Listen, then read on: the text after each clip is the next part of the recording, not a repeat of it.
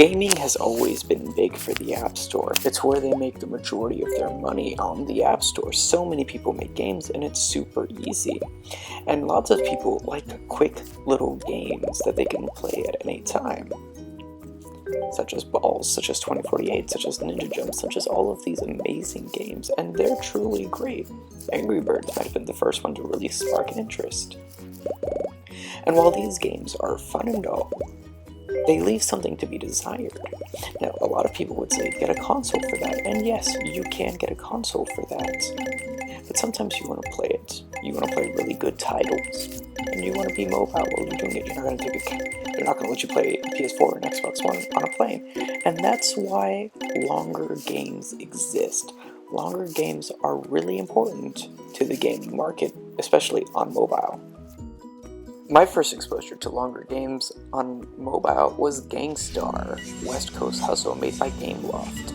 For its time, Gangstar was very revolutionary. It was an open world game on a mobile platform that nobody really believed in at the time. Sure, it was great for quick little games, but Gangstar pushed the limits.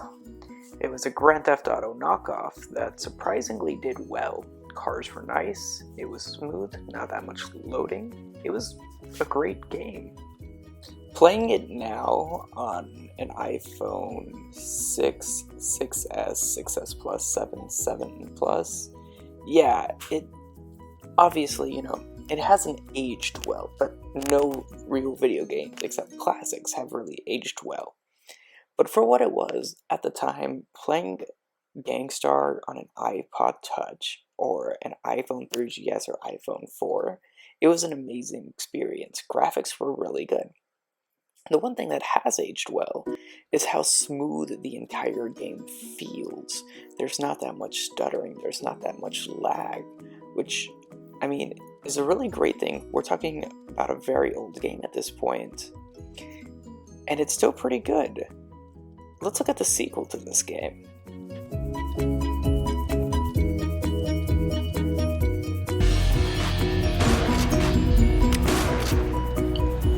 Gameloft came out with a sequel because Gangstar did so well.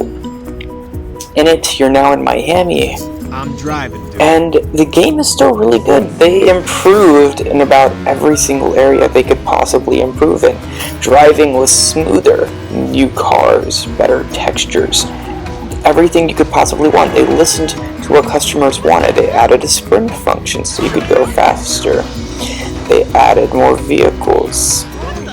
It was honestly just a better improvement, a better storyline, a deeper storyline, a longer storyline. And it was worth it. It was worth the money to buy it. It seemed like Gameloft was taking all the steps in the right direction. Sure, it might have still been a GTA knockoff, there's no denying that. But for what it was still a good game. After this, though, things go downhill. They went to Rio. Gangstar Rio, it wasn't great. Gangstar Rio is when they started experimenting with microtransactions, and that's what I believe to be the fall of this game, of this series. While Gangstar Rio City of Saints was still a somewhat playable game, then we got Gangstar Vegas. Gangstar Vegas was not a playable game. Crashed all the time on the best hardware that was out at the moment. Textures were buggy, driving wasn't smooth, and this was for a new game.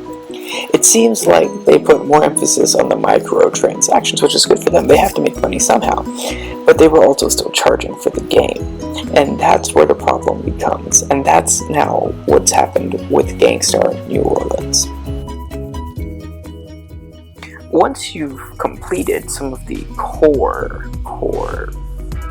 parts of the game, like first or two missions, you're greeted with fusing weapons, which of course is a new way to get XP, and then the way to fuse more weapons is that you have to go to the store and buy some of them. That's fine, but they're making it now more important that you have to spend money in order to succeed. They're trying to boost this whole entire XP thing, but it doesn't really pan out. At least to me, it doesn't pan out. They're also doing a new turf thing, which Mafia 3 tried, and it didn't work out too well.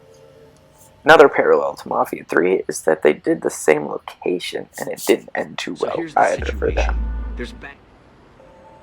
Now, the game, yes, some textures are improved, but it's a lot more laggy at the same time. Playing this on a new phone with some of the best hardware that's out right now, and it's laggy. Other Gangstar games would remember you have like a car somewhere and would like automatically just respawn the second the car is out of the frame, which you'll see in a minute that it will. I've had this game crash on me 4 times while I was making this video, meaning I had to restart every single time. Every time you see the game lag for a second or pause, that's what it's actually doing. That's not me like doing some fancy magic tricks. That's the game taking so long to process anything. And really, anything you try to do in this game, you can do it, but it'll be slower. Storyline won't be as great, and it's just not fun. Grand Theft Auto games are fun. Gangstar West Coast Hustle was fun. Gangstar Miami Vindication, it was fun. This game, I don't know what they were going for here with a mix of Mafia 3, Gangstar, or not Gangstar, but Grand Theft Auto, and trying to make their own brand. It's weird. It's, they took their time with this game. They took their time with Vegas and Rio. But they all feel different games since they started out, and good for them for at least trying, but at the same time, it's a weird kind of try. Everything that was great about the first 2 games, it's kind of gone now, right? The smoothness of the game, gone. And maybe it's because now there's more AAA titles on the App Store. Maybe it's because games have even gotten better on console, so we're expecting more. But to me, it doesn't seem like they're thinking right now about making a great game, or even a good game. It's just, how can we get money out the fastest, which is sad, because Gangstar started out as such a great game. I remember showing it off to my friends, and they all like, whoa, how did you get Grand Theft Auto on your iPod? And I was like, it's not Grand Theft Auto, but it is pretty cool still. It's called Gangstar. I hope that Game Loft remedies this, but as long as people are going to keep going after these microtransactions that they're pushing, they are not. This is an example of, by the way, the car just spawning the second the camera turns away. So there's no car right there now. I'm going to drive away for a second. It goes away from focus. And boom, new car. I know that's a strange thing to complain about, and I know other games do that too, but it never happened to me in older Gangstar games. It's honestly just a reskinned version of maybe Miami, or not Miami, but Vegas, or maybe Rio save states. Rio, though, had some wacky things like the jetpack.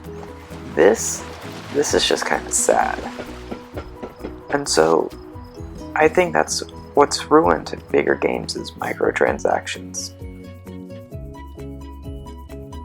If you like this video, please like and subscribe to my channel, and catch you on the flip side.